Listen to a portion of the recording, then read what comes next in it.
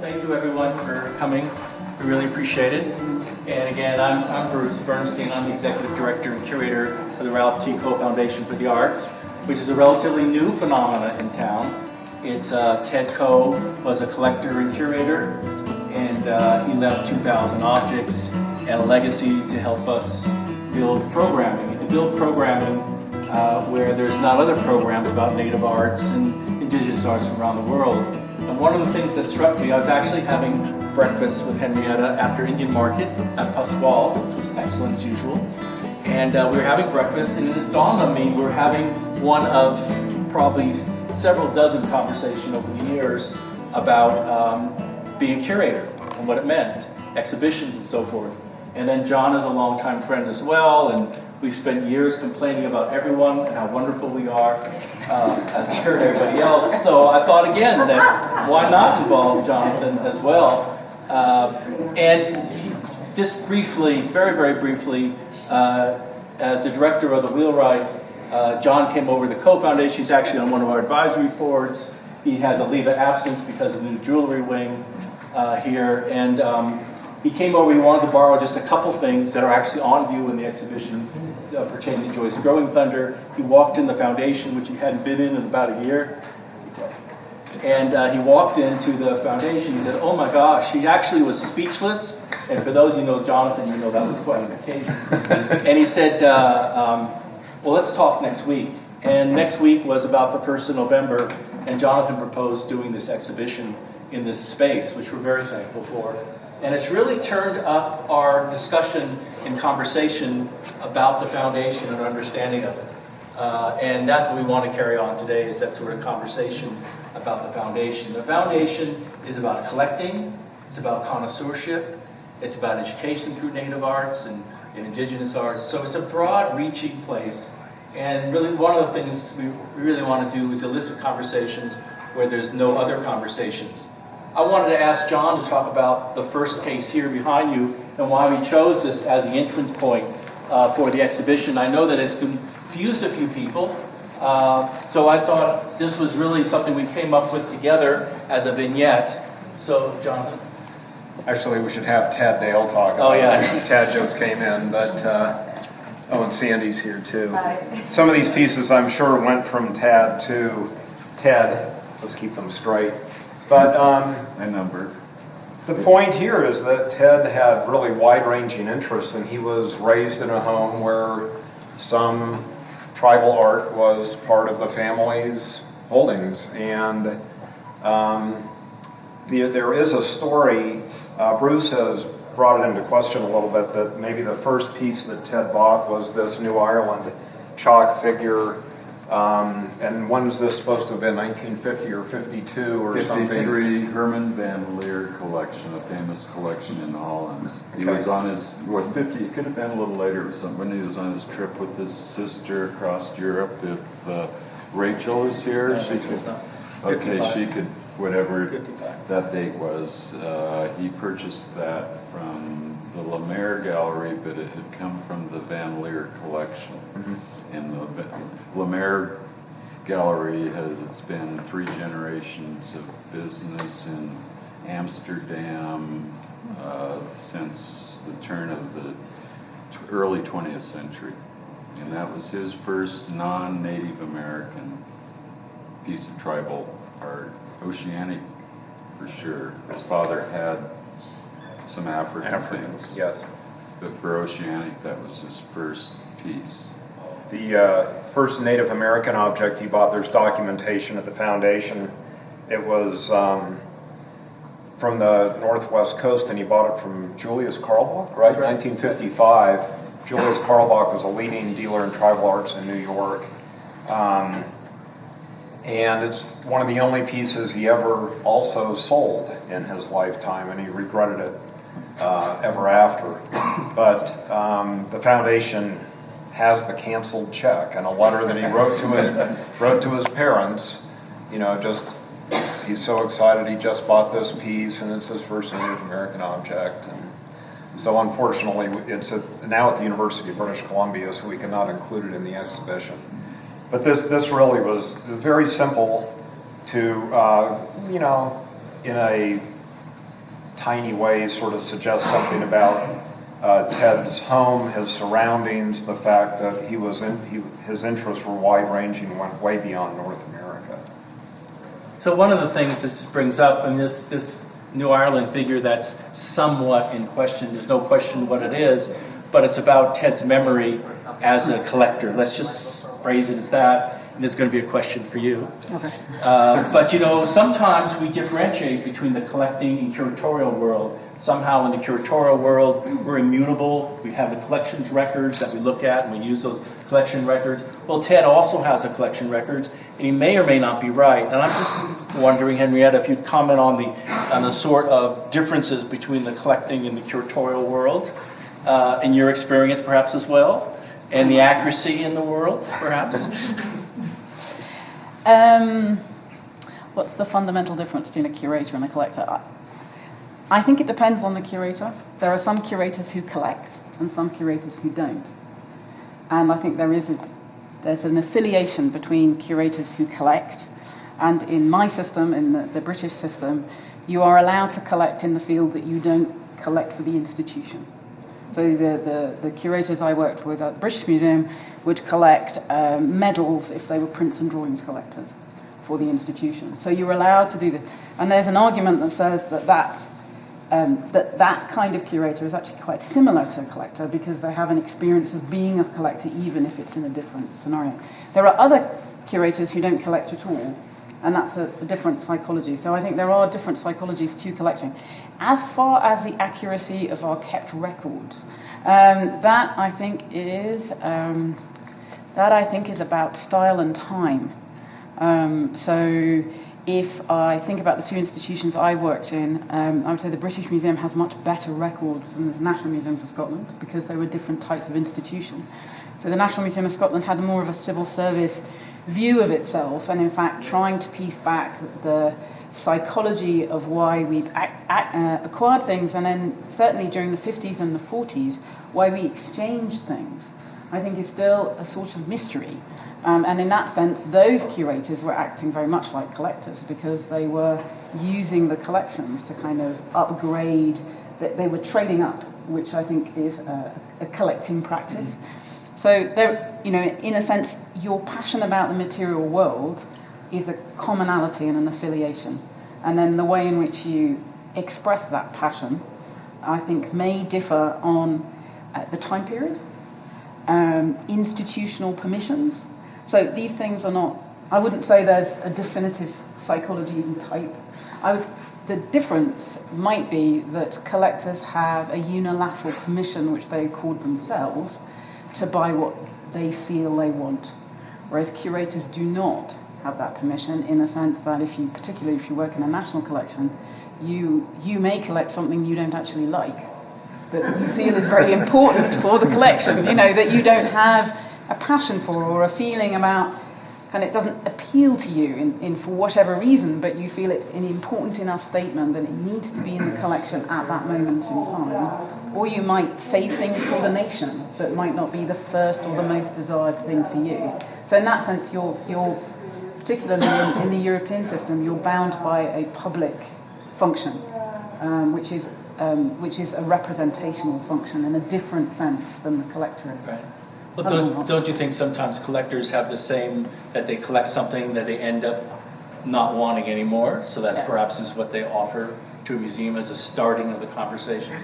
It's something they've collected beyond or no longer interested in, so that can happen as well. They've fallen out of love with in that essential, possessive manner. Yes. In the U.S., what is different to in Europe is you can get a tax write-off for donations here, where you can't in Europe. So, and that makes a big difference on what goes where in well, this country. You don't commission. Curators don't commission collections from collectors in the way that they do here, because there isn't that possibility. I will. Yeah. So I don't think you don't have that intimacy of relationship, which is to do with, collecting for an institution with a real sense that it's going to go to that institution in your lifetime. So in Europe, in the UK, you might do it knowing it will go to the institution after your passing.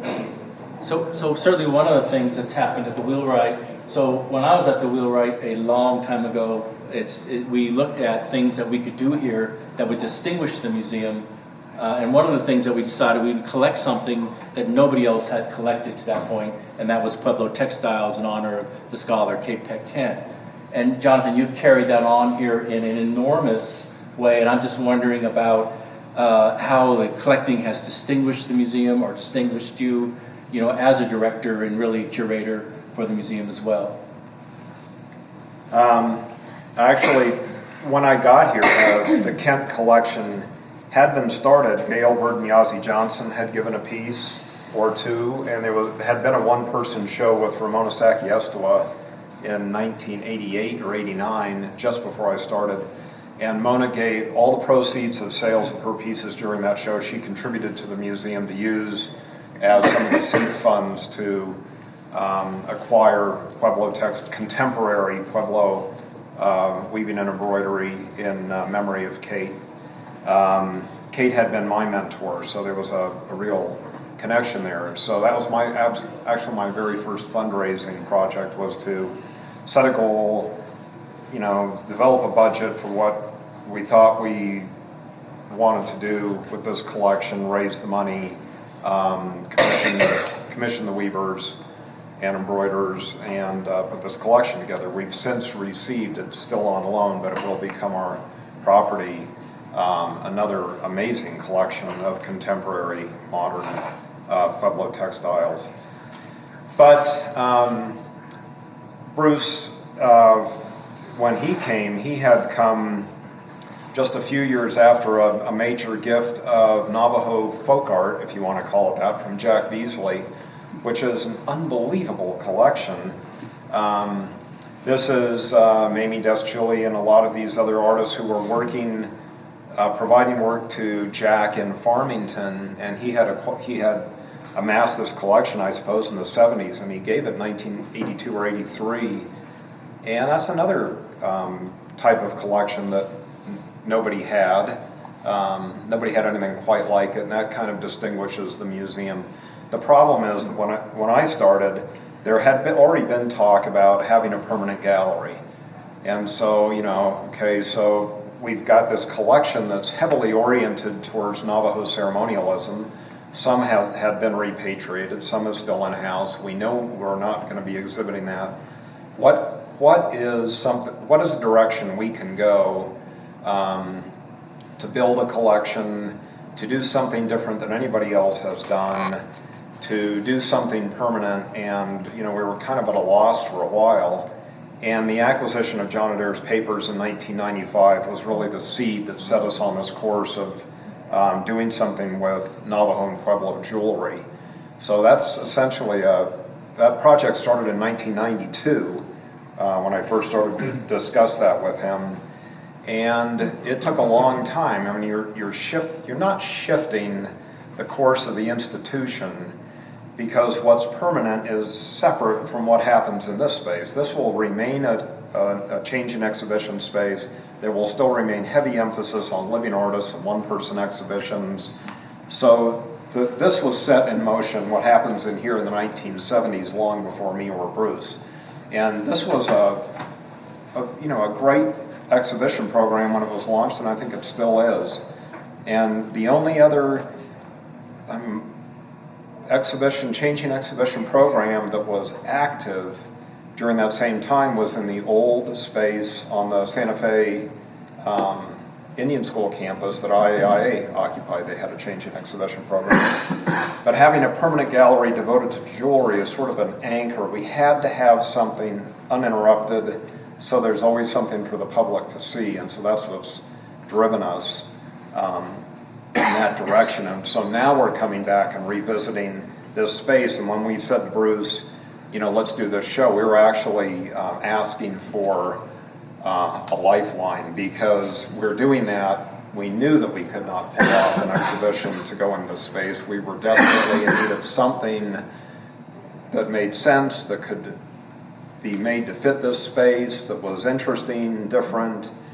but that we could rely on some other people essentially to do for us. We did not have that big a role in this exhibition. This is largely, I mean, we were involved in it, our designer was involved in it, but it was Bruce and Bess and other people at the Coe Foundation, Rachel, who really saved our souls here and did this. I wanted to say something about museum collecting, and there's something odd in the United States and the plight of collections of Native American arts. They have been manipulated and plundered by curators, directors, outside forces all over the country for generations. And that was rampant in the 1960s and 70s especially, and there's hardly an institution that was not affected by it. The Wheelwright was, the Knowles and Rogers Museum was, the Edinburgh Art Museum, the Southwest Museum, the Heard Museum, and many, many others. And it used to be that curators were able to sort of play with their collections and wheel and deal in them. And to me, one of the best examples, I started at the Denver Art Museum in the 1970s, and Eric Douglas had been the curator there. He was Kate Kent's mentor. And it was like a little fiefdom, and he collected. He was a great researcher. He paved the way for a lot of later work by a great many people. He served in the New Hebrides during the war and got interested in the arts of the Pacific. And when he came back from the war, he started trading what he perceived as duplicate Native American material for especially oceanic material from the British Museum, from museums in Australia, New Zealand, the University of Pennsylvania, kind of places all over the place. Great material he got, great oceanic material.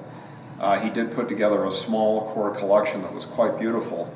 But in the process, he traded off some things that, like first phase Ute style blankets. They must have had 5 or 6, and Can I come in there? Because of course one of the institutions he traded with was the Royal Museum, or what is now the National Royal Scottish Museum. The Royal Scottish Museum, and I did a bit of research on that.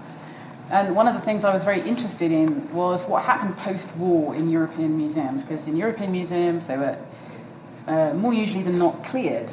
So if you look at the museum I work in, it has this enormous main hall, and that main hall was used to issue ration books from during the war. So during the war they cleared it of all its objects.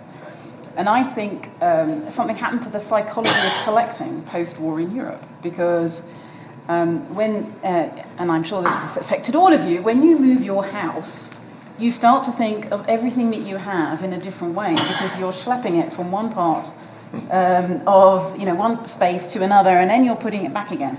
And you can definitely see this rupture in UK museums with the psychology, and it's partly post-war and disruption, and it's partly also to do with financial stricture. And I asked some colleagues of mine who came into the British Museum in the 1970s what was going on post-war, why were people trading? And what he said, and I think there's an interesting aspect to this, what he said was, nobody had any money, so nobody could build collections. They were completely constrained by the fact that all of the money was going to reconstruction in Europe post-war. And when Douglas and Aldred, who was the curator at the Royal Scottish Museum, are trading, one of the really interesting things is about the way they talk about objects. So in our institution, we had at that point a specimen-based discourse. So we thought of all the arts, so the native arts of Africa, Oceania, and the Americas, we call them specimens because we started as an industrial institution. But there is a letter from Douglas to Aldred and from Aldred back.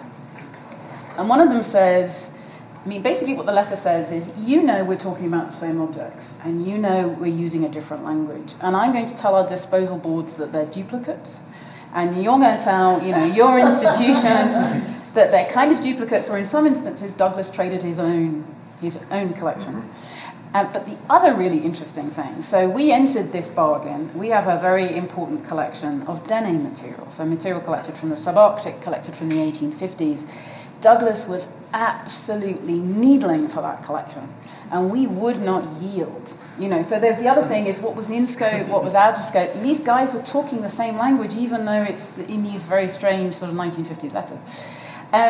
And we had disposal boards because our director at the time, who was an iconoclast, absolutely, and had been bombed actually severely in Liverpool, did not feel. So the African collection was sort of, people didn't feel that the African collection was precious in the way that they felt the North American collection was, which is very interesting. So we exchanged North American for Oceanic, but they got African material as well.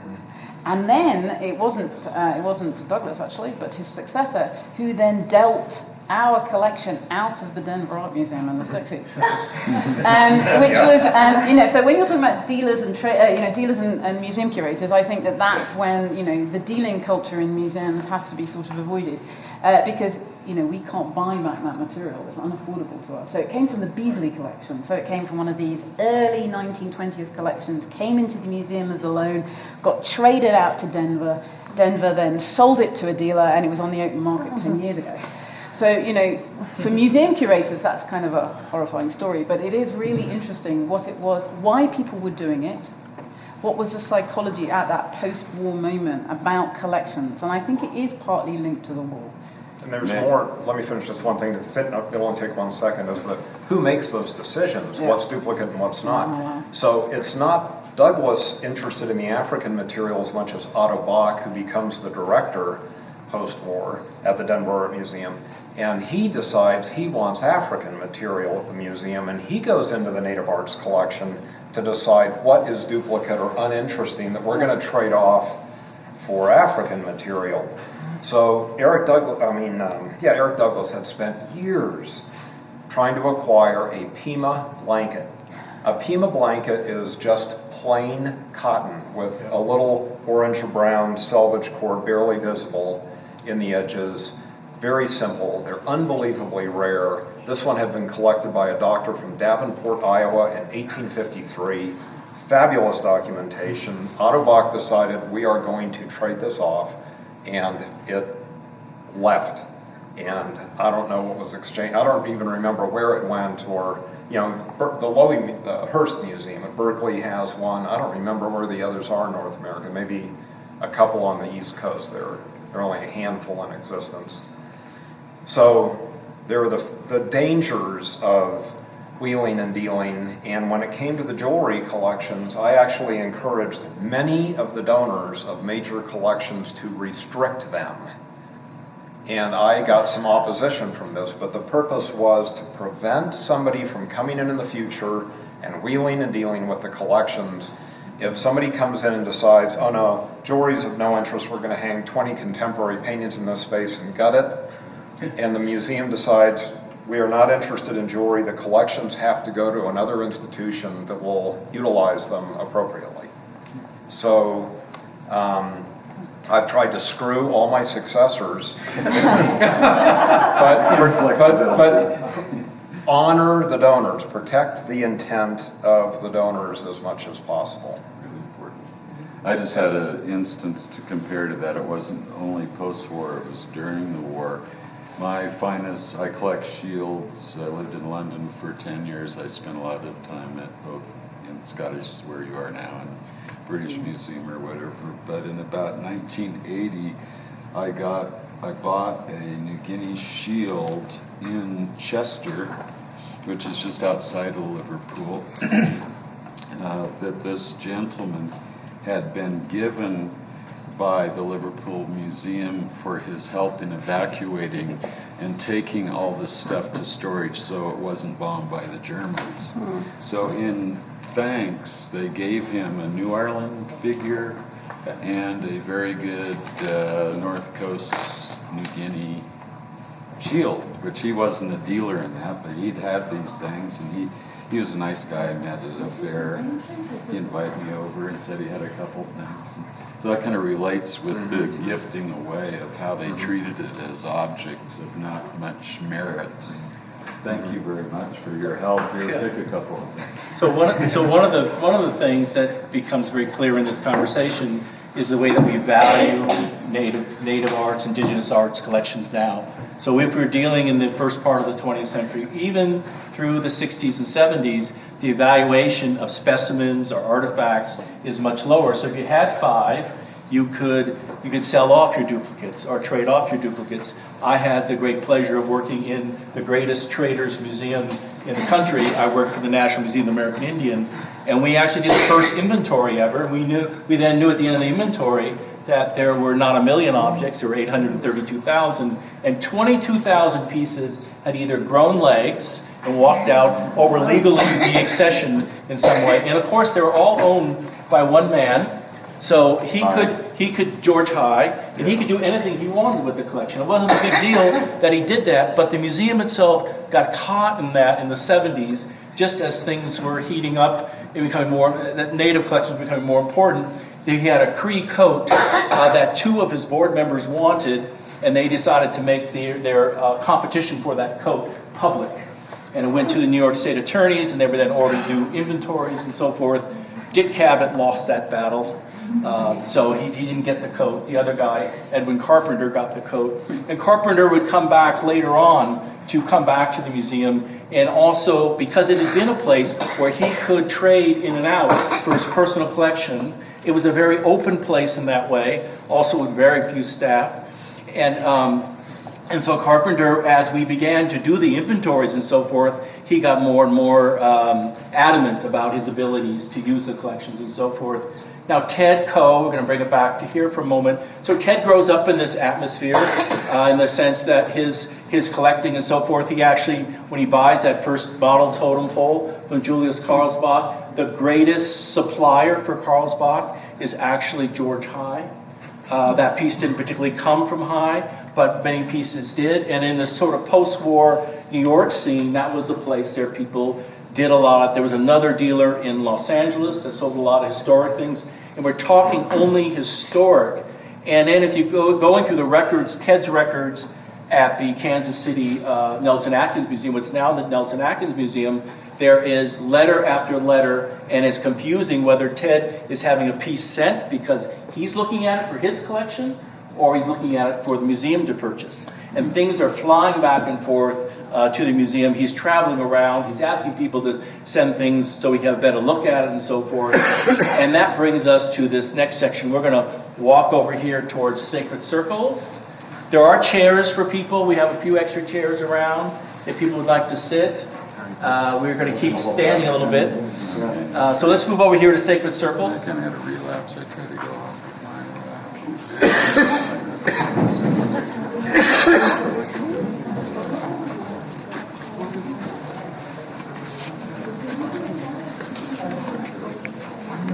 Sacred Circles is the green section.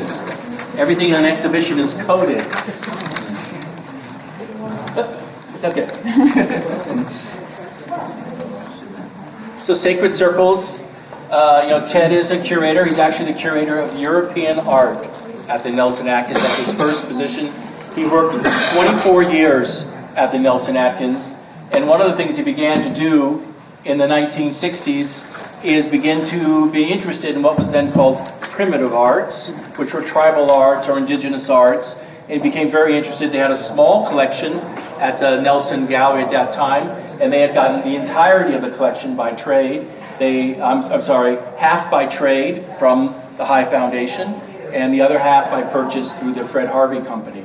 And it's kind of an extraordinary collection that they put together that way.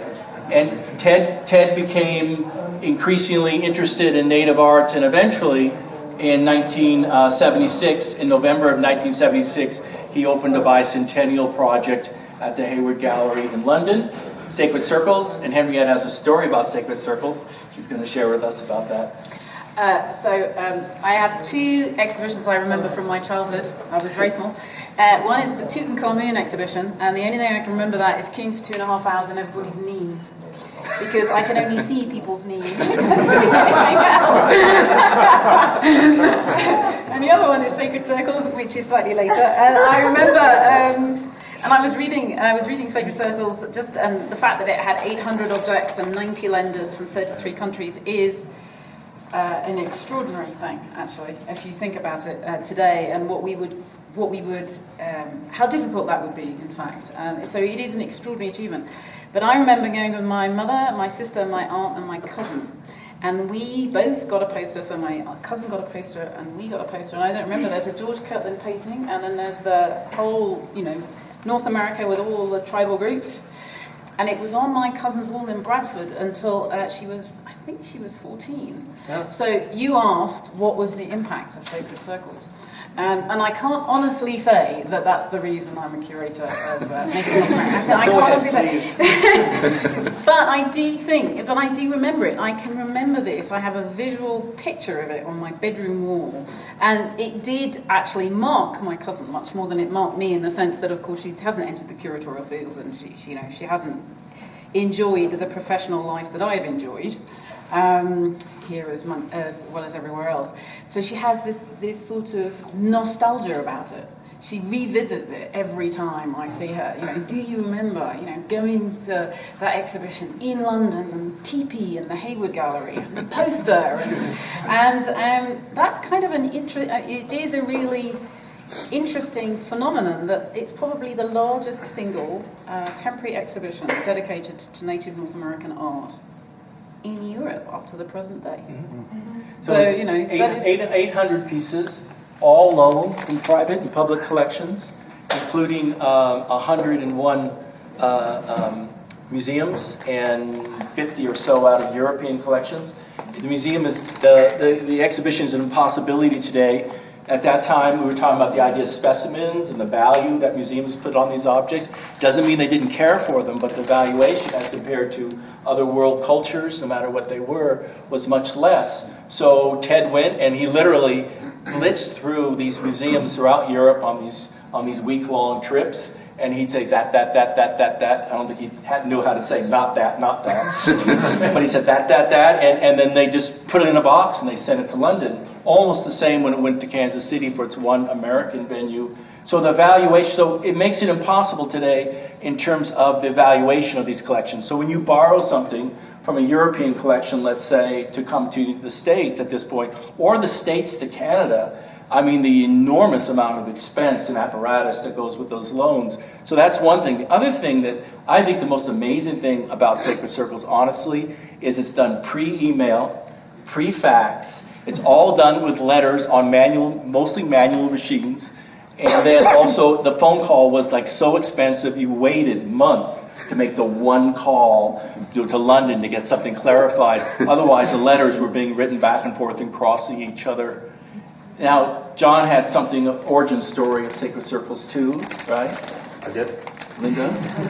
Or I can Oh, you got another story? No, it's not another story. I'd like to say just I yield my time to Henry. I'd like to say something that relates to you and your impact of seeing Sacred Circles. I didn't see Sacred Circles. I arrived in England in 1977 and lived and dealt there starting on Portobello Road.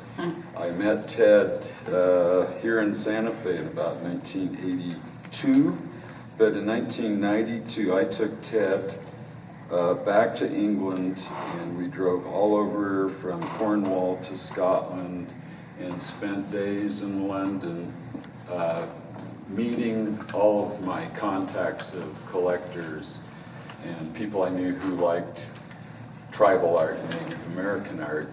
And Ted actually used to turn as red as a beet. He'd go in everywhere we would go, whether it be out in Devon or up on the borders.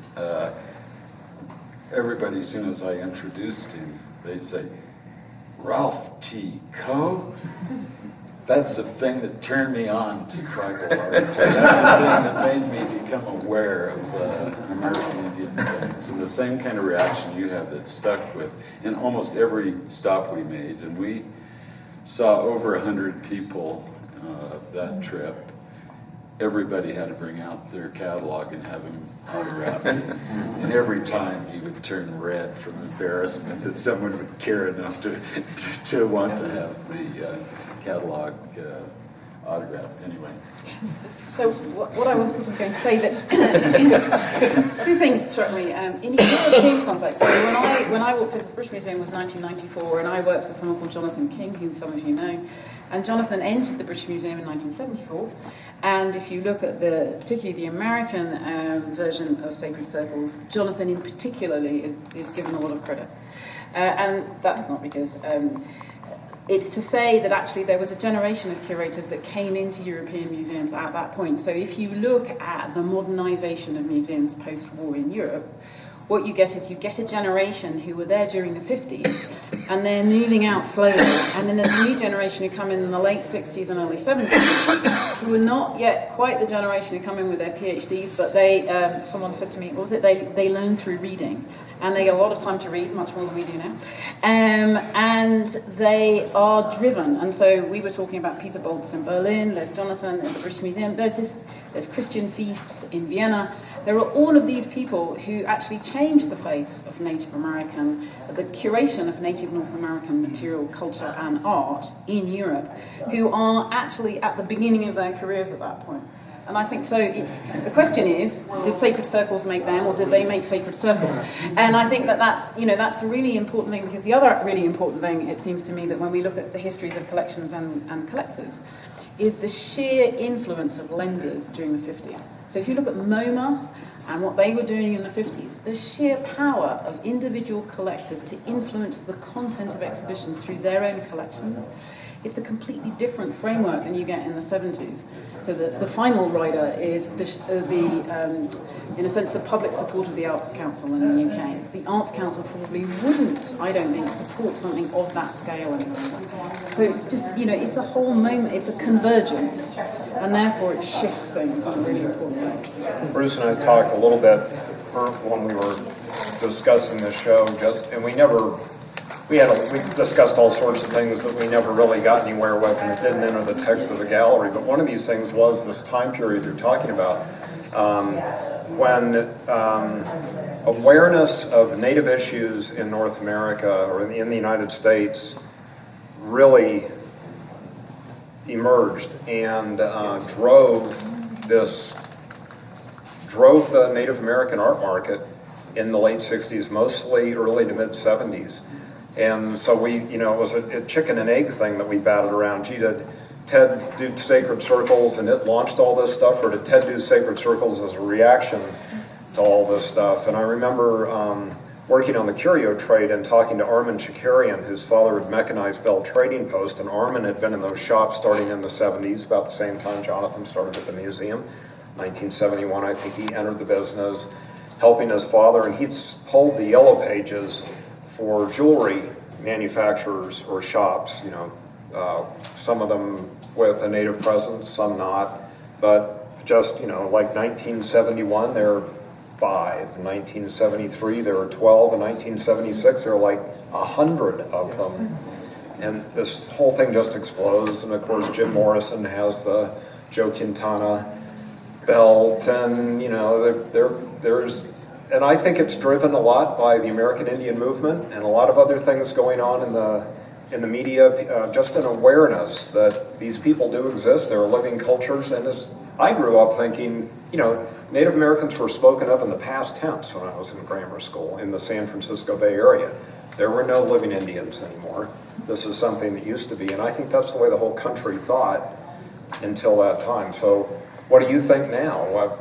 Well, there's several things that go on. The beatnik movement, the environmental movement, the hippie movement, and also AIM, civil rights, drive people's interest. And in Santa Fe, I talked to Al Packard at great length about this. And Al, who was a longtime trader, talked about, he called it the top blew off. That one day it was sleepy, that everything was basically the same price as it had been. Maria Plot was still $12, as it had been for several decades, and suddenly everything just blew up. Everybody wanted jewelry and so forth. I mean, and if you talk on the Native side, people will tell you how hippies came and camped out. That's when Acoma started the official admission charged house as well. People camped out at San Ildefonso. If you talk to people who were around at that generation, they'll talk about hippies coming to attach themselves to the community in some fashion, as well as all the sort of non-native wannabe stuff that started going on. I don't think Ted was part of the wannabe side of things, but I think certainly his interest in the historic side of Native art was growing rapidly. And there were actually 4 exhibitions like Sacred Circle being one of 4 exhibitions in the 70s. And I'm wondering if anybody can name any of the other exhibitions besides Sacred Circles.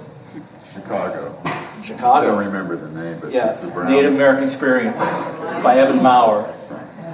At the Metropolitan Museum of Art, Native Treasures or something like that. There was one at 1973. Yeah, that's a slightly different name than that, but they're Yes. close. Good. That's better than I've ever had anybody remember. And there's one more that's actually at the Walker at Minneapolis, Form and Function. And the point about that is not to test people's memories, but the point that Sacred Circles, for some reason, just resonates with people, and it really sticks as a breaking point, as a change. And I have my original copy of Sacred Circles, and I read it carefully, and I didn't think much about it other than he had a few identifications wrong. And I think too, and now I understand more about Ted, that he wrote all those captions probably in one night, and he wrote them all himself. And who really could he turn to? There were very few people around that he could really turn to ask questions. Now when we write captions, there's a flurry of emails that go out. We talk to people all the time. And then also colleagues are not shy about saying, boy, you misidentified that, which is also an important part of the discussion. But there is this thing about Sacred Circles that happens, and it goes to London, and we were talking a little bit in London. So there's a chartered plane from Kansas City that actually there's 2 chartered planes that go from Kansas City. And part of the reason for that is the person who instigated the show in London is a Kansas Citian. Is that the right way to say it? It's someone from Kansas City. Her name is Maggie Finney. And Maggie's husband, Robert Finney, was the chief executive for TWA United Kingdom. So the TWA, the connection Kansas City, Maggie actually has a connection. I met Maggie when I worked here. And Maggie was always enthusiastic. She had a certain type of voice that is hard to forget. And I'm sure she just called Ted on the phone and said, let's do an exhibit. It's like Mickey Rooney and Judy Garland. And Maggie didn't have any concept of the complications of it. I don't think Ted did either. But I think that Maggie really pitched in and really got it done. So the groups go over to London for this opening. They do bring some people in for demonstrations and so forth. It's a great event. They've got about 250,000 people in 3 months that go through the exhibition. It's really, really largely visited. When I emailed to the Hayward Gallery, they still remember. People's staff is different now, but they remembered the exhibit and so forth.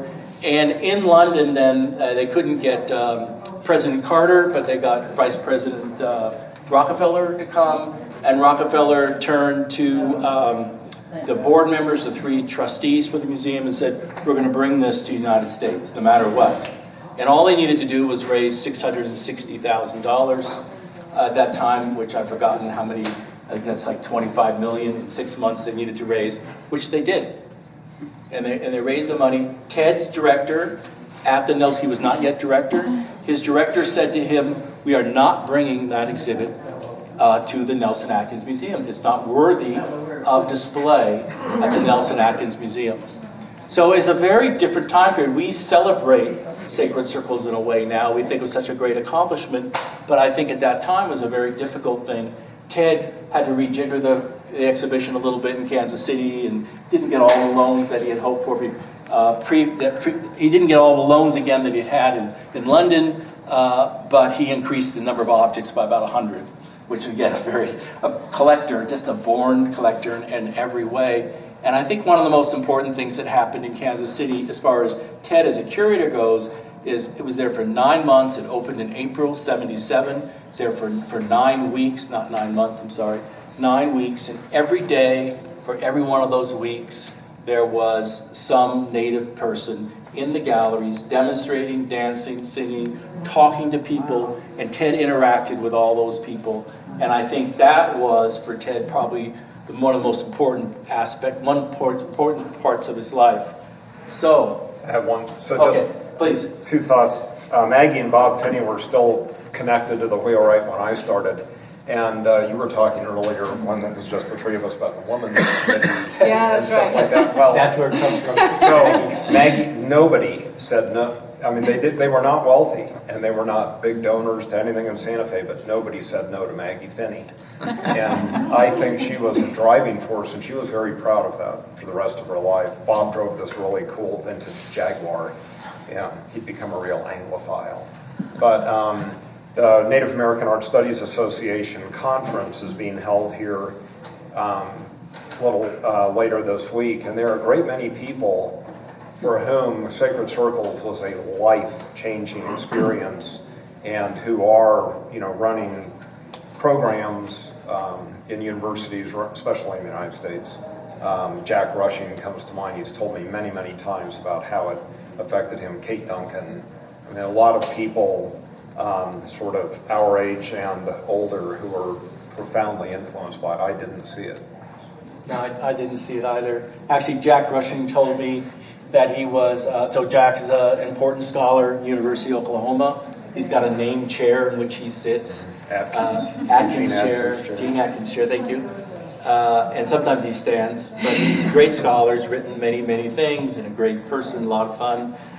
He was deciding what he was going to do with his life. You can read whatever you want into that.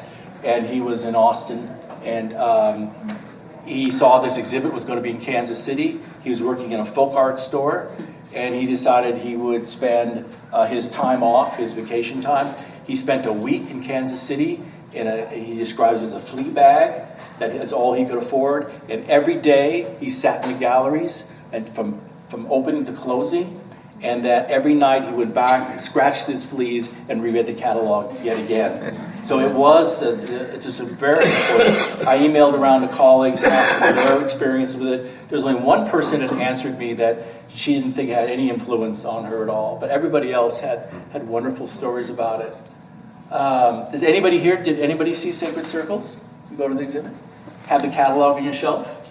That's good. Yeah. What do you think of that catalog? That's great. It was in Calgary, I believe. The show itself? Yes, I think so. Not that one. Not that one. It only had one American venue, and that was in Kansas City. Maybe there's another one with Sacred Somethings.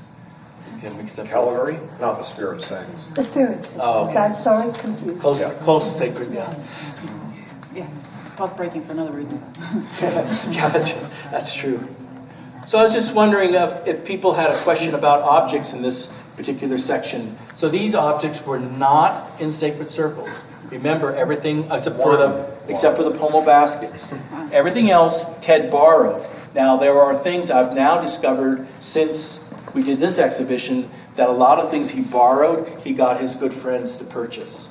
So two primary donors to the Nelson Atkins purchased many things that were loaned to the exhibition. Loaned from? Private individual. Private individual, yeah. So instead of Ted, Royal Scottish Museum. Sosslin had a good eye and bought some really good well, things. Morton is one of them, and the other is Casey Jones. Yep, Who Casey's collection's already gone to the Nelson Atkins, forms the nucleus of their collection now. Yes? This isn't exactly a question about an individual item, but I'm just wondering what the ethics of the museums are nowadays in terms of trading or selling. John, you want to answer that? Because of personal experience, some different ways of that. AMA laws. Yeah. Basically, Well, you can't. American Alliance of Museums has standards that you need to follow if you're accredited, or you should be following if you're accredited. Having blown the whistle on one predecessor in one institution and lived and breathed 6 federal agencies and put the guy away for a little while. And I had a target on my back for years. I started 3 different investigations into wrongdoing by curators or directors at other institutions. So I'm painfully aware of what you should and shouldn't be doing, but that does not mean that museums have no responsibility to judiciously prune collections, especially when there's material in your institution that has absolutely nothing to do with your mission.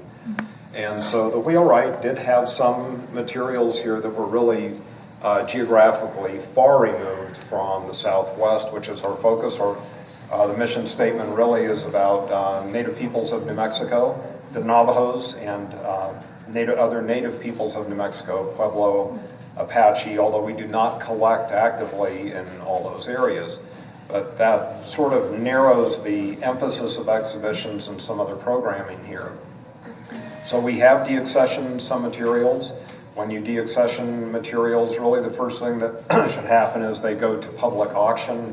It should be very transparent. The public can be divulged, the source of the material. I sometimes prefer that an auction house not publish that in their catalog, but a buyer is certainly welcome to know where the piece came from, and they may contact us afterwards. So for example, one group of material that we deaccessioned was a spectacular small collection of Chitimacha baskets from Louisiana. And I sent a letter to every institution in Louisiana, and the only person I heard from was Paul Tarver at the New Orleans Museum of Art. And he sent, what's his name, the doctor? Mercedes. Whitecloud. Dr. White, Thomas Whitecloud. Thomas Whitecloud to us, and Thomas and Mercedes visited us, looked at the collection, said, how much is it? I told them, they wrote a check, handed us the check, the collection went to New Orleans Museum of Art. That's really where it belonged. That's about as ideal as you can get. Some of the other material is tricky. There are baskets in the collection from, the Pacific Northwest and some other places that are in horrible condition. They will never be exhibited. They will never be published. They likely have no research value, but maybe they have some educational value, and we're trying to decide what we do with those. Those may end up going to the museum program at IAIA, where students can, work with those, learning some of the basics of conservation. There is some material that we are probably giving to another institution that has to do with the Utes. It's really out of our scope. So we're trying to do the right thing, but there are financial considerations too. But the money that comes from deaccessioning has to go to either acquisitions or the care of collections, direct care of collections. The part of this era, buying and creating museums probably have gotten overly cautious and probably are not partaking of their responsibilities to collect in the areas they are and to maybe trade. So people are sort of gun shy of that, let's just put it that way. It is complicated to do. There's lots of board oversight. It's an open process. There's transparency in it. But I think museums don't do that now because they're so nervous about the ramifications of doing that. So they are, and it does cost money to have collections in museums, to care for them and so forth. So there's a kind of another side to that. And bringing collections back into the area in which they're made, in which Native people are here, increases the volume exponentially about their usefulness. So there's a real aspect of that to collecting. And I think because the other thing, I'll just say this out loud, I think people probably realize this, there is such a dividing line between the collecting world and the curatorial world at times that some curators don't know where to turn to begin the idea that let's perhaps get rid of these things. Let's get something better. Let's get some cash to buy other things. And Jonathan's right about the Chitimacha baskets. I actually purchased those for the museum, and I did that somewhat out of concern. And what had happened was they had deaccessioned a whole multiple collections from the School for Advanced Research. They felt that everything should be Southwest only. So this is how this stuff dices up. So they felt it should be Southwest only. And they drew, for the Indian Arts Fund, it should be Southwest only. And they drew a circle around the Southwest that was kind of like this, except Chimaway, they make good baskets, so we'll go like that. We don't really like Ute material, we don't understand it, so we'll go like that. So what they did was they picked tribes that they thought were Southwestern as compared to those who are not. They also ignored the ideas that Pueblo people, as the center of the Southwest, traded all the time, had non-Pueblo things in their possession. And what they decided then, anything that fell outside of that kind of circle, they would sell off. And not just the sense that a Kiowa, a man's leggings that they sell off, but it was given to them by Mary Wheelwright, who was part of the original Indian Arts Fund. And Kiowa have a big relationship with some of the northern pueblos. So it was kind of one of those things, and I did write them a long letter that didn't go anywhere. But the Chitimacha baskets were also given, I think, by Mary Wheelwright.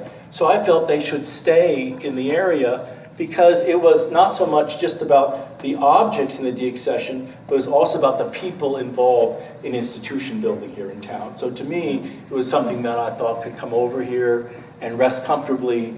Jonathan did much better with them than I did in terms of using the funds to best purchase I ever made, apparently, but it wasn't. But they really benefited the museum in a very important 40 ways. times our money. 40, what it was. Can I say something? As a dealer and a collector, there's another conflict for a museum. Sometimes they're made a better offer by a dealer or a collector than the estimate of the auction house. So the director and the board has to make a decision. Do they want a sure thing and what they're hearing is a better price, or do they want total openness? The Tom Whitecloud example is beautiful because that's ideal.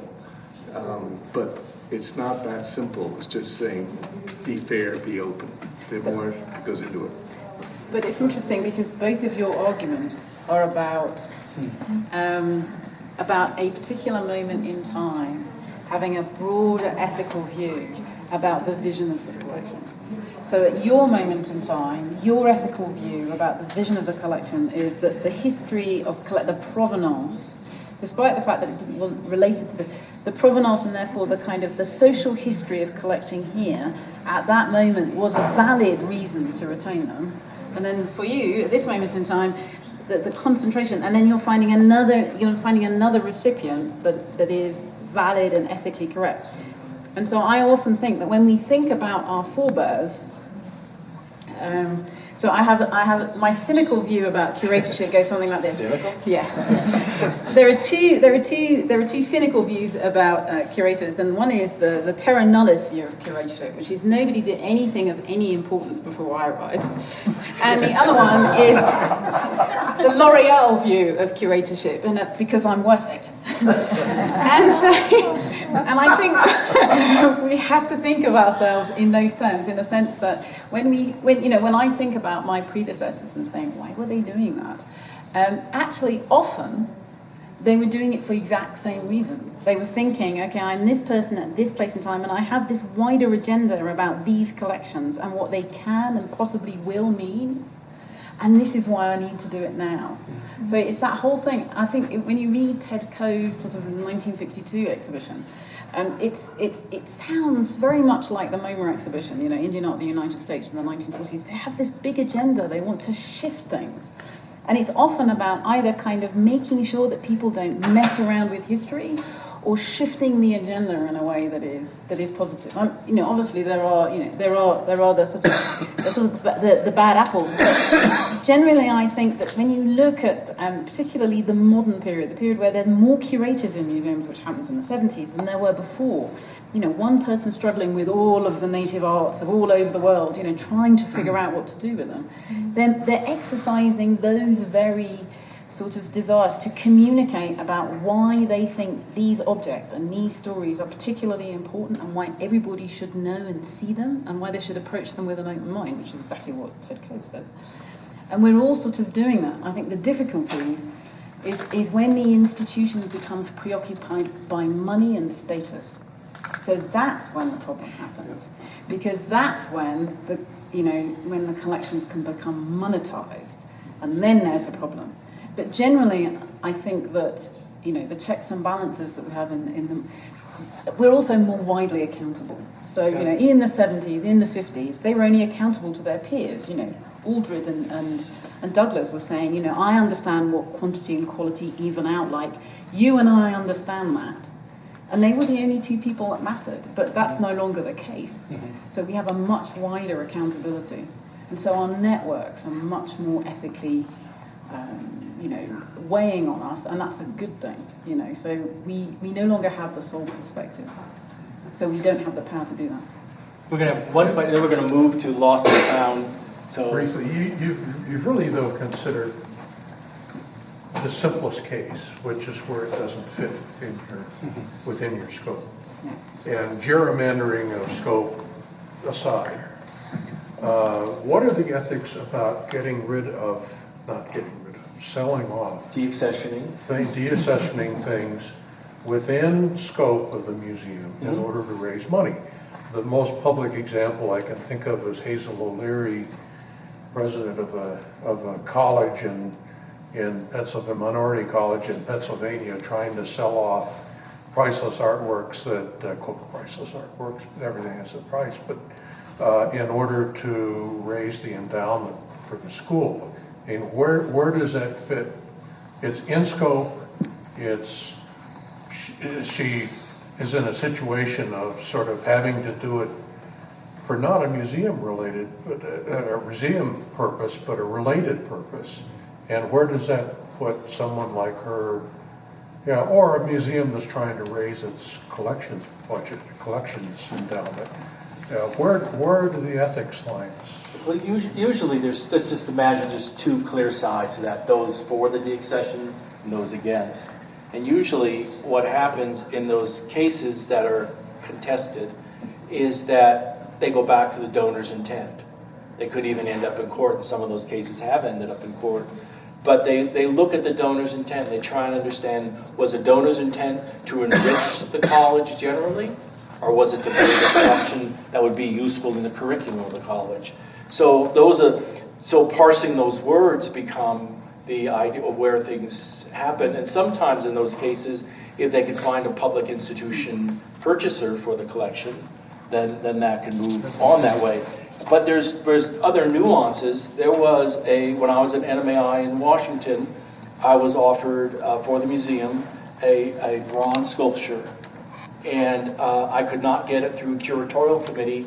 It wasn't the bronze sculpture I was interested in. It was all the collectors lined up behind the bronze sculpture that I was interested in. And because the curatorial, my staff, had such an aversion to collectors and galleries, they could not see who those collectors were standing behind that one donation.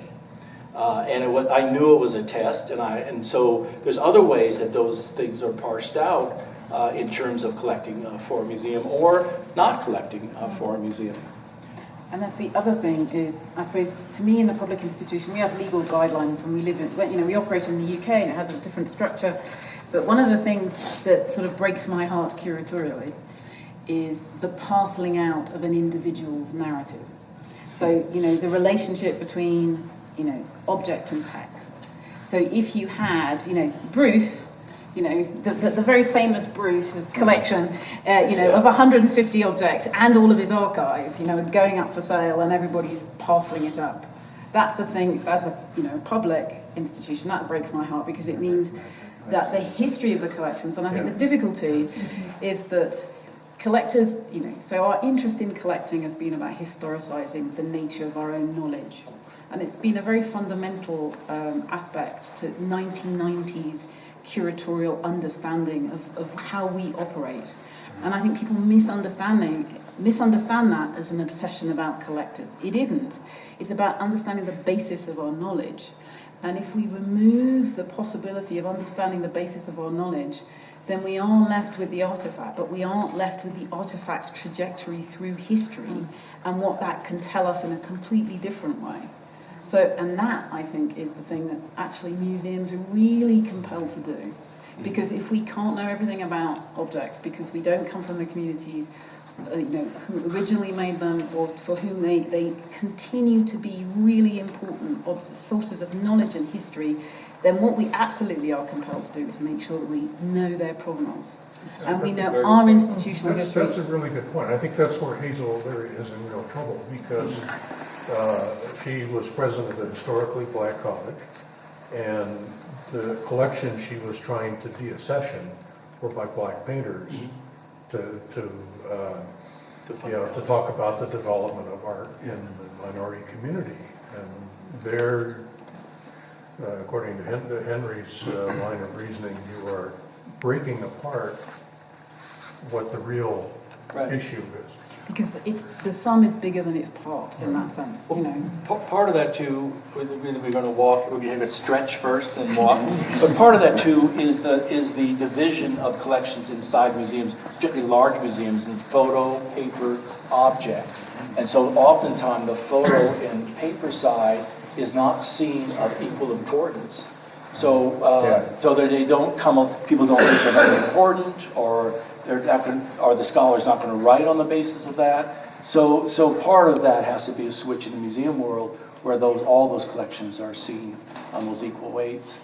We're going to go around here to Lost and Found and stop in front of this moccasin case. Everybody take a stretch for a moment. I know it's a lot of standing. So we're standing here in front of a case, and I thought we might bring up the subject of old and new. So lost and found tradition. So from that moment of sacred circles, Ted seemed to have known some native people, living people, but he certainly, without a doubt, grew up in a time that it was a past tense. Native people were in the past. And he did, I know, travel in 1968 up to Giksan, which is up by Prince Rupert, up on the north coast in British Columbia. And he traveled up there and he met people for the first time. As far as I know, he met people for the first time. He experienced, there was a very important, there still is an art school there. It's lost some of its mojo, let's just say. But he met people, they were carving, they were dancing, they took him in. No doubt he had fresh salmon and fresh halibut as well. That probably helped a great deal. But he began to meet people. So when Sacred Circles came, as I mentioned, they had 9 weeks of programming, and I know from Ted's correspondence, he arranged for some of that. Other people, he actually hired a person, a Prairie Potawatomi from Oklahoma, Kansas, to help him run the programs, and he began to meet people. But the main thing that happened from that period, Sacred Circles closed in the summer of '77. He was in his car, like the next day, probably quite literally, going out and buying things. And he never stopped traveling, driving, buying things from living people, nor did he ever stop collecting historic objects, which is a little bit different than most collectors. Most collectors differentiate between contemporary and historic for reasons I don't want to understand. Let's just put it that way. I think there's just so much on all sides of things.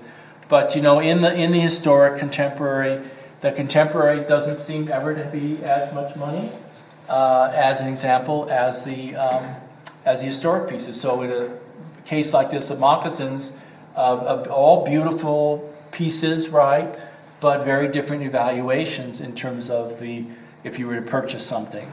And one of the things I think that Ted was drawn to was he never had a lot of money. He always was struggling for the next dollar, in a matter of speaking. So to him, he could go to this same place over 3 years and buy mucklucks for $50 or $100 as compared to buying historic moccasins, which would be several $1,000s. So I'm just wondering about asking either of you to respond to the sort of world of collecting and being divided between the contemporary and, maybe we'll start with you, Henrietta. Sorry. No, it's okay. But starting in this divided world between the historic and the contemporary side. So again, I suppose, and in fact we've been talking about this in the department. So I run a department that deals with the non-European and ancient world. So that's, Native North America, Africa, Asia, the Middle East, the Roman world south of the Alps, division that we have in the museum. And I suppose, so we had this big conversation actually, so what would the Chinese curator buy, and what do I buy as the person who looks after the collections from the Americas?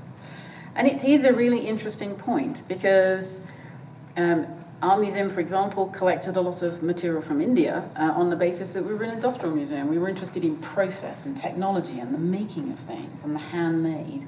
So our collection is very different than the British Museum, so we're interested in art in that sense. And we very self-consciously always said we weren't interested in art, we were interested in the made world. So it's a very interesting concept.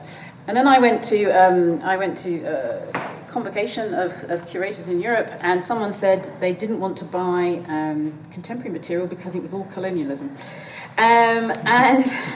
And I said, but the really important thing, it seems to me, that when you have a big historic collection like we do, that there is still the struggle about diversity and expression. So why would a curator take, in a sense, the power of voice away from a contemporary person by explaining a bunch of things that contemporary person can say with one piece of art?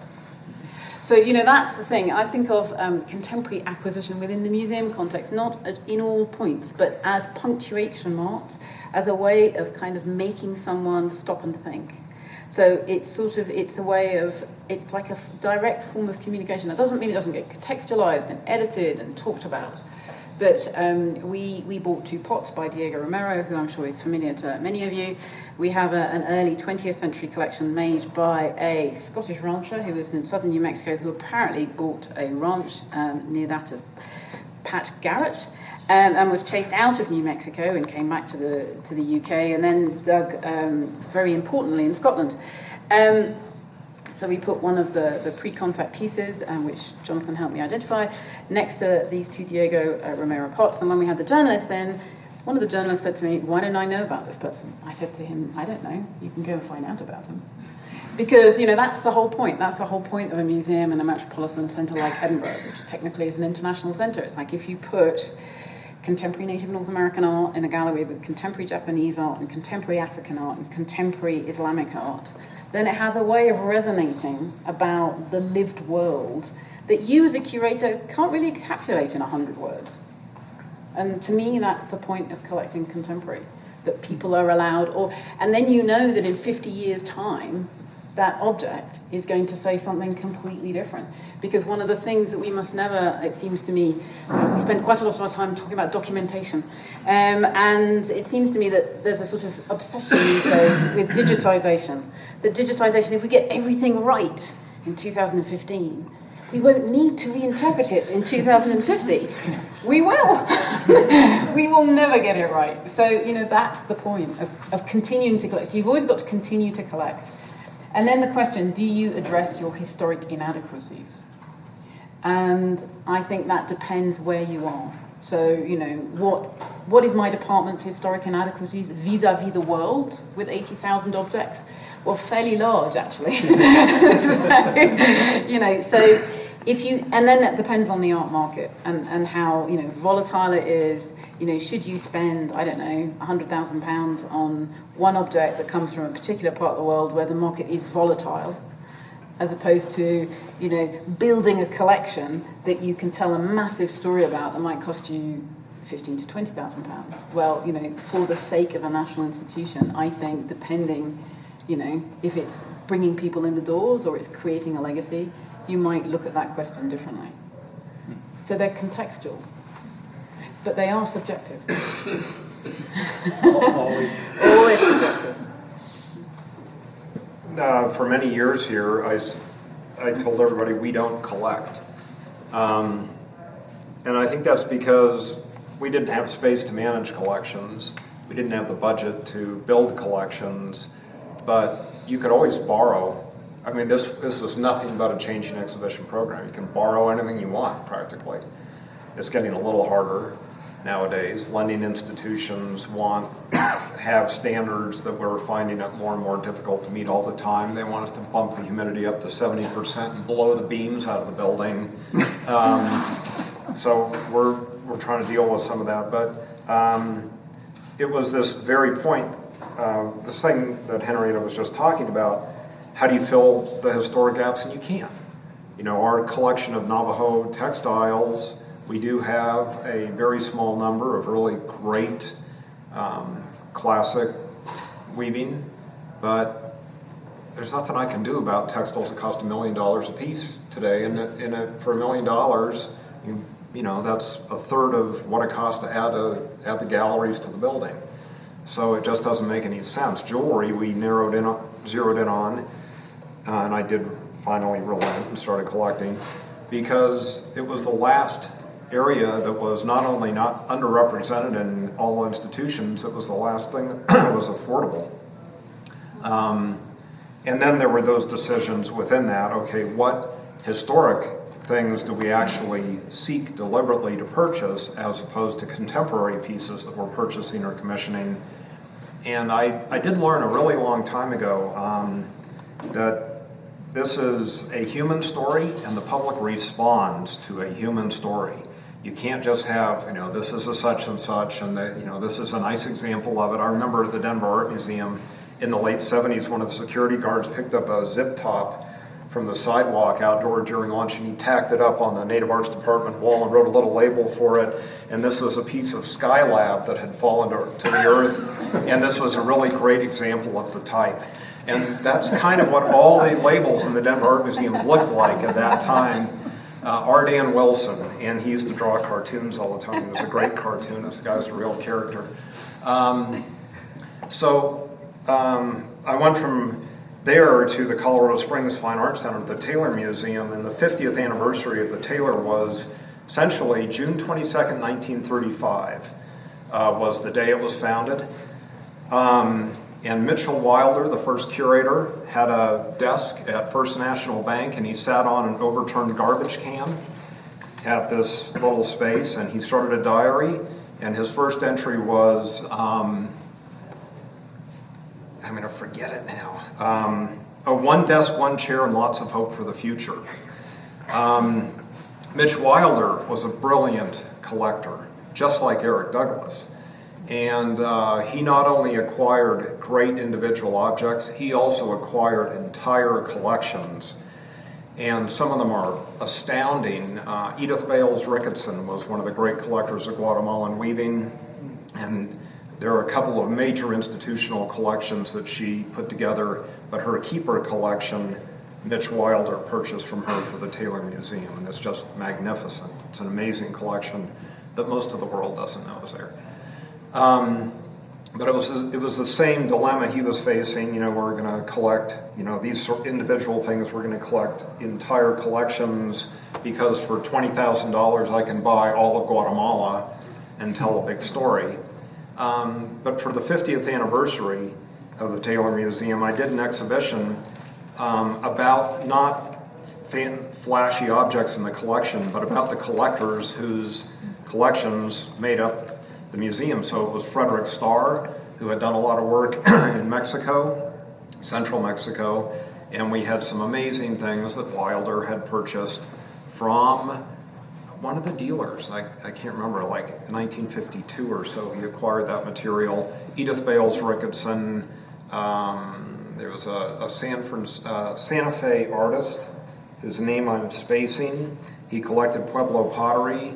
Alice Bemis Taylor provided the money for Mitch Wilder to buy his pottery collection. His Spanish colonial collection was purchased by Mary Wheelwright and his Frank Applegate. And so it was really interesting. I have photographic portraits of all these people and talk about their collections. People loved that, and I'd never done that before. And that's when it dawned on me that people relate to people. So that is what drove a lot of our collecting for the jewelry gallery. We wanted to be able to talk about Slendermaker of Silver, Fred Peschlakai, Jake, other early smiths, talk about, actual people involved in the mechanization of silver in the curio shops, identify them by name, and feature all of these masters going from the 1870s forward to the present. It was the human thing that really drove a lot of our collecting and the individual pieces we acquired. There was something else you said that triggered a thought. Oh, as far as the snotty attitude that, that's just colonialism. And, why would you do that? It's all right, I converted her. She was off to collect after that. Okay, good. So there's this one woman in our field who has a remarkable mind, and all of us admire her greatly. It's Ruth Phillips, who's at Carleton University in Ottawa. And she was, there are a lot of us interested in what you might call tourist arts or, the curio trade, and all of us, and Kathy is interested in it, I am, Henrietta is, Bruce is. Ruth is one of the first people to actually address it in writing. Why Not Tourist Art? It's an article she wrote decades ago, and she said you walk into the basement, what year? 95. It seems like longer than that. Is it only 95? But the point is, that you go into any basement of any of these institutions, and there are trillions of objects that are made that were made for sale. It is the colonial. It's the effects of colonialism in a way, but why aren't we talking about them? We talk about this stuff, but all the rest of this is relegated to this lower, it's sort of all in purgatory or something, and there's nothing that anybody should be doing with it. So that has really become a subject of great interest to a lot of people in the last 20 years. Ted certainly was an advocate of those types of things. The type of Native American material I was buying in the 70s and 80s that Ted ended up liking a lot of Eastern Woodlands and Great Lakes material were the birch bark material, the moose hair work, the things that were made for sale, different Glengarry hats. You can look at this exhibition and it's represented by some of that. That was always of interest to Ted. A lot of That scholars, type of thing. a lot of scholars have written that, had written off the Northeast because it had too early of contact, too much contact, therefore the artwork was too changed. And Ted, of course, took up that gauntlet to show people it didn't matter if the change was European generated or other native group generated, that it was a continuous, the value and one of the worldviews of native arts is that it continues to change, continues to absorb what's around it or shed what's around it. Did you know June Redford? I did know June Bedford, yes. June was a very close friend of mine, and she's a classic example of someone that loved moose hair. Every piece of moose hair I bought in my early years, she came to Portobello. She had a house in London as well as Notting Hill, Edinburgh, and she bought everything from me because she really liked birch bark boxes, quill, Micmac, and moose hair. And I think, well, that comes, so there's in response. So number one, I think the biographical interest that we have in objects and in the people who made them and in the people who collected them is partly because of our understanding that the authenticity of objects isn't as simple as our previous generations understood it. So that, when we were doing sacred circles, the curatorial or when we were doing kind of native arts of Africa, Oceania, and the Americas in the Royal Museum of Scotland in the 1890s, we thought that objects incarnated a principle, and we all realised that they don't. They incarnate the fact that people change and people interact. So that beautiful coat over there, that cremated coat, those heavily desired coats. The question is, were they made for men who lived amongst, indigenous women? Were they made as tokens of love to come back to Europe? Is that why they exist in European collections and not so much in North America? So there's just all of these unanswered questions.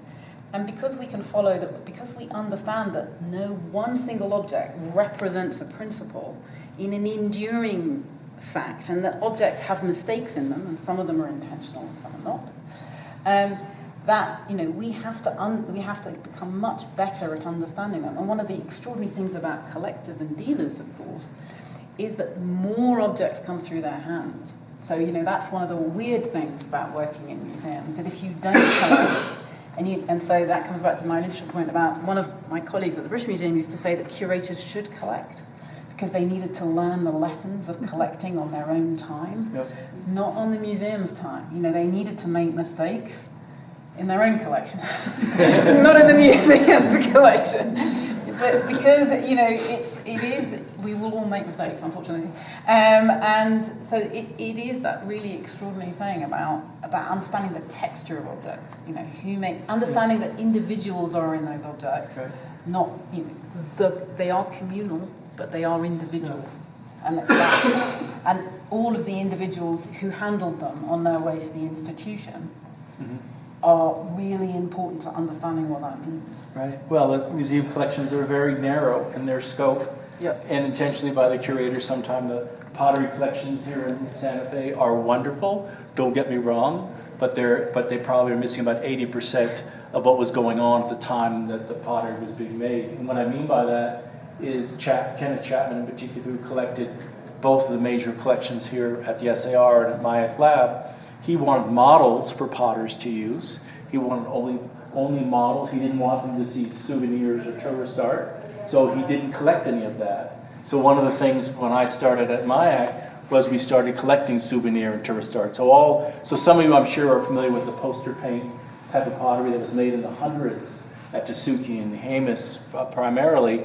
There is almost none of that in public collections here because nobody thought that it was worthwhile saving. Whereas now, it's historic in importance. And as we understand more broadly, as you said, the textures, which is a wonderful word, the textures of objects and artists and communities and people and families, we begin to see the real value of even poster paint pottery and all the things that it could do. I'm wondering if there are any questions from people. We're probably headed to time. We're also losing people right and left, I see, which is fine. It's about 4:30. It's probably an awful lot to keep people standing still. Any questions or comments?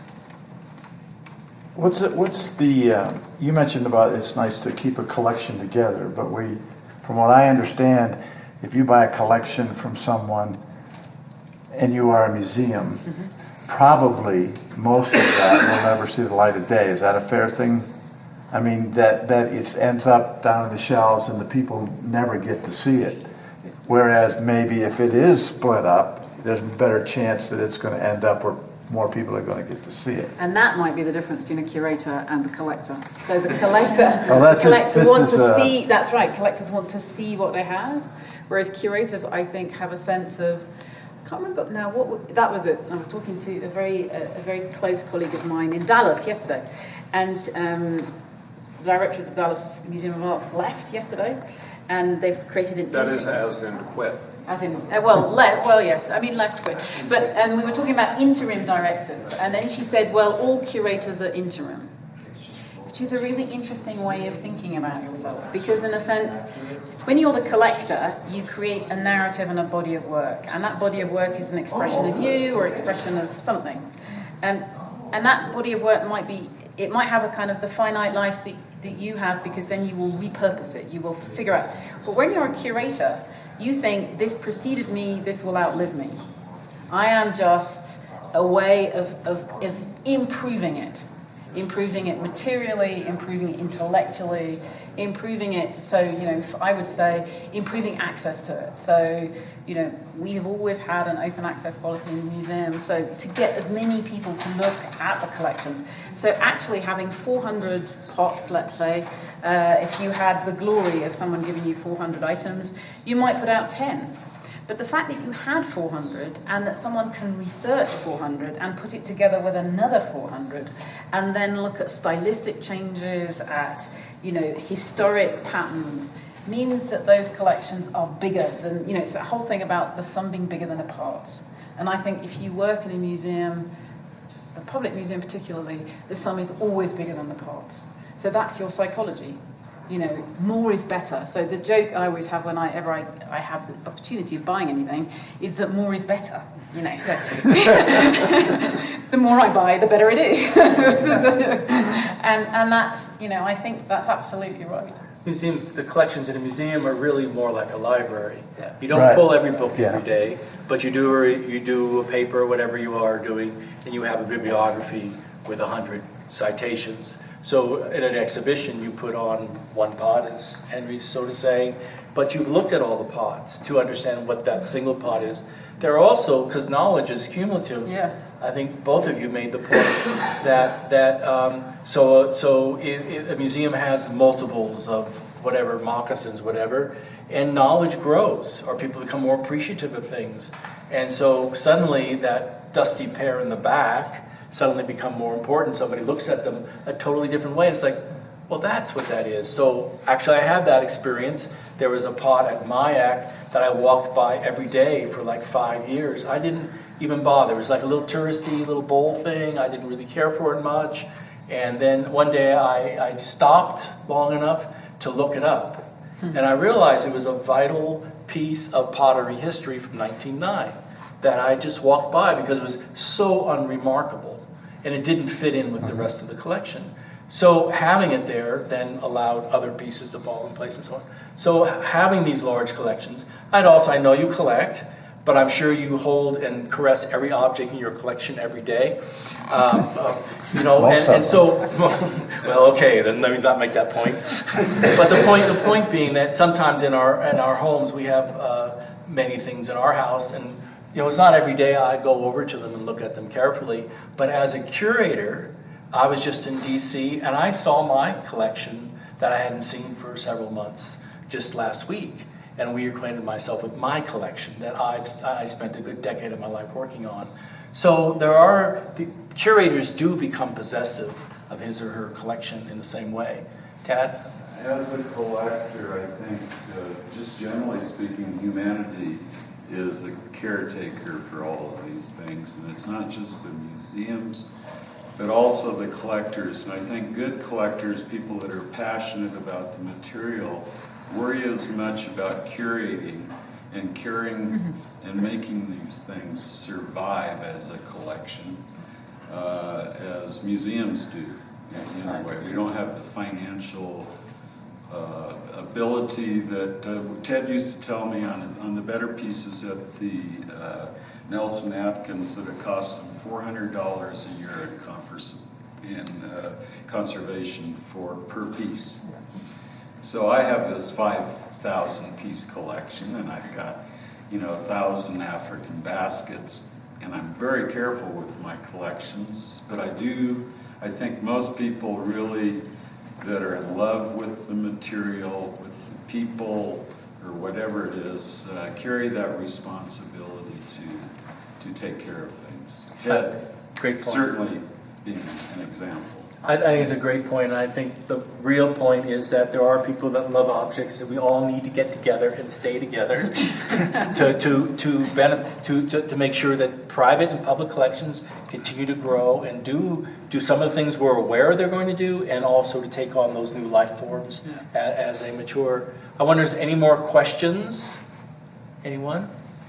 We're going to stop now unless you have something burning here. You've got one more thing.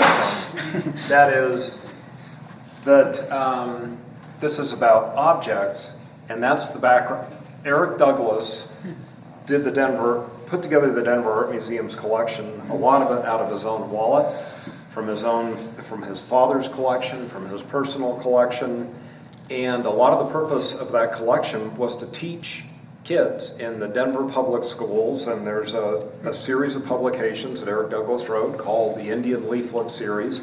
And even as a graduate student, I was pissed that Norman Fetter substituted his name when those were reprinted, so it was Denver Art Museum, Native Arts Department, Norman Fetter, curator, and he didn't write the damn thing. Those were Eric Douglas's. And then Dick Kahn did the same thing, Richard C. Kahn, curator.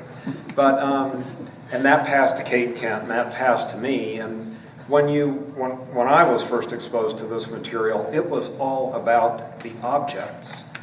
And a lot of discourse today about this material is so removed from the objects that I feel like we're a dying breed, and that includes Tad. And a lot of us are concerned about it because we don't, we're always talking about we need younger people to get involved, but we need younger people who actually have a passion for the material and not about how to think about the objects. And there was this big separation in a lot of work done today between the objects and what goes into the printed word. And I don't know, I just feel like people are really losing touch with why all these collections were built in the first place. Yeah, I totally agree. Well, we had, at the Coe Foundation, we had a group of students last year, and they had to put the show together, and Laura Addison showed them the Folk Art Museum and what colors went on the wall and everything that had to do with putting on an exhibition. And they had to pick the objects out of our indigenous collection, non-Native American. They had to write the labels, to make all the decisions that a curator has to make. And then they were asked to speak at the opening. And they said something very interesting. we learned backwards. And everyone looked at them, what does learning backwards mean? We were given the object first and then told to learn about them. Ted helped them with the books in his field, and we have to show them the objects. We have to get them collecting, and then they'll come here. But I have a slight problem with what you're saying here. I don't think it's all about the objects. I think there's a continuum between the human side and the object side. The human side is the history of what went on, and the object side is the physical manifestation of what's going on at the time. I've just watched somebody write a book that's got a lot of history in it, but it also has a lot of object related items. It's a mixture between the two. Henry talks about when you're telling a story which is bigger than the objects, the individual objects themselves. And that story very often is the human story of the history of the time, of the sociology, and that. So I don't think it's all about the object. I think a lot of it has to do with the stories, and that's to me the captivating part about it. I'm just saying a lot of the academic writing today is getting very far removed from the objects. Well, that's what makes it sterile. People don't know what the objects are, or, I mean, it's astounding to me sometimes what some people who I've assumed would know more don't know about some of the most common types of objects. I know Bruce and I share this 100%. We've been over this a million times. It's not about what you're saying so much as the way young people are being trained today to think about objects. They're not really thinking about the objects. Well, if you're going to get younger people involved, what's going to fascinate them is the story. Well, you'd think that, but the discipline is going to a place where it's supposed to be some type of science. So so the multiple narratives is confusing in that discipline, in the sense that you're then associating people and the way that people think, which is one way one day and one way the next. Yeah. I totally agree that it is the people. And when you look at something, you hear their voice or you're in experience with whatever that is, and finding that way to write about things is much more exciting than writing sterilely about something. But on the other hand, people writing about objects now, I find they don't even know how an object is made, yet they're talking about it. How can you not know it because the making it, the jeweler wants to speak, I think, but the making... She has to go to the bathroom. Somehow I don't think that's it. It doesn't mean you know how to make every object that you're going to write about, but you have some understanding of the technical difficulties that people have, and as you begin to think that, and you kind of turn yourself in the side of the table and look at from the artist's viewpoint, new things about the objects pop up that you wouldn't know otherwise, and that to me is just one of the most exciting things about objects and about native art in particular. You want to say something about making stuff, jeweler? I think that so there's a wider shift going on in museums generally, and the perceptions of values of museums, and that's what's going on with, I think, what we're talking about when we're saying people don't know about objects, because art museums have a completely different relationship with objects that we think of as art, but we also think of them as material culture made things. Mm-hmm. So I think that's what's going on. It's the relationship between, for want of a better term, anthropology and art history, and what's going on at a bigger discursive level about the made world and what it is that we think is of value. Because if I were to reflect on the 1970s, I would say that it's also a moment when you could speculate on Native American art. You could, I don't want to be rude, but you could buy it cheaply and sell it for a lot. And that doesn't work quite the same. And there's a dynamic that happens politically and economically to do with that. And what's happening with museums generally. So it's not only about people being obsessed about the digital world or something, or not understanding the handmade. It's also about the general politics of value that are happening in institutions, and what's happening, or what has happened, to the perception of ethnographic objects. As a consequence of discourses that we support and uphold, but also, so I think it's a post-colonial thing intellectually that we need to address, because I agree, that it operates in this expanding and quite confusing field. So in terms of training people, I'm very interested about what it is that academic anthropology does that doesn't result in collections. So that's an interesting. It's a really good question. And so I went to a postgraduate training course. So I was training people who recently came back from the field. So it was about this course that they have at the University of Edinburgh.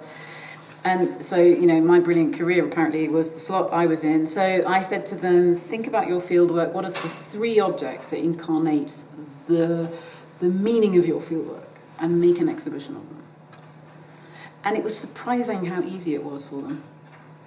The one which was about the sex trade in Senegal was a little hairy. I can honestly say, I said, because you're in the National Museum of Scotland, we're giving you a small display. And I looked at her and I said, you mean you put that on display for a family audience? But you'd be amazed at how easy it was for them to think about a thing that meant much more than the thing itself. So it isn't about capability, it's about the nature in the way we think, and the relationship between the discipline that created material culture and material culture itself. How do you stimulate curiosity in children? Children? It starts at age... No, I do. There's a lack of curiosity. I find the most interesting students really, and people that really get in to know a lot and focus, is 11 to 12, pre-puberty. So to get a collector started, I started when I was 5. Yeah. Most of the people I know that are collectors started when they were 5. Exactly. Yeah. And waiting to college days, my daughter went to anthropology, Anyway, I don't think it works quite in the same way as getting that spark of curiosity at a 11-year age or a 5-year age or wherever it is, to get kids enthused about stuff or anything. We have an Egyptian collection which is on display, and one of my colleagues at the university said he brought his kid in to see the Egyptian display. And he asked his wife, who's teacher, he said, why are children fascinated by Egypt? What is it about Egypt that fascinates them? She said it's because adults provide information. They might be as fascinated by the Maya, or it's called ancient Pueblo. the mentor that comes along in your life. Yeah. That why did I start It's historical collecting certain thing? Because a mentor taught me when I was young. Exactly.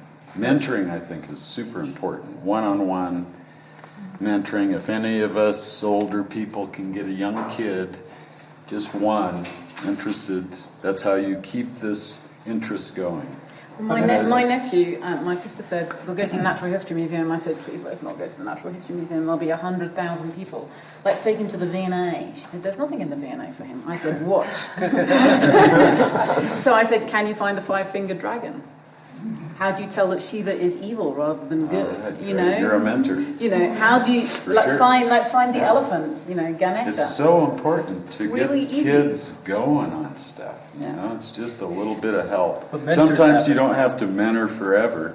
You get that spark started, and they take off on themselves. And it's amazing young people that I've met over time that just their expertise is in the top 0.01% of the world at age 12. If they want to focus, you can be an expert in anything. As long as you're focused enough to start with. As you get more experience, you're seeing more things, and your focus widens, and you gain more knowledge. But no, it's amazing young kids that get it, and kind of, whoa. And the digital world is also about the made world. Think about digital printing. So, it's not that the digital world doesn't create physical things, it does. So there is this relationship between the digital and the physical world. Maybe in the digital is kind of an alternative for them to have rather than the real. No, but it creates the real.